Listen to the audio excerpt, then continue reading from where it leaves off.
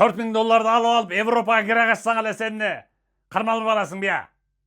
Менің видеомда Европа, Американы бары көрсет қырғыздар, қырғыз диаспоралары. Мына ошол алдамшының фотографиясын көріп қойла. Саипов Медер. Мен Сулай Путор замат шығат, под криминальный музыку. Саипов Медер. Ош обласының Қарасу районынан болады. Бияқта жүріп, біреуінің магазинінің дизайн шиперем деп тұрып, $4000 алаттағы қашқанына уже 3 жыл болды. Ал қашып кеткен иниси, бір туған иниси Майрамбек. Мына анда фотографиясы шығат. Ал жүктөлі ада қашты.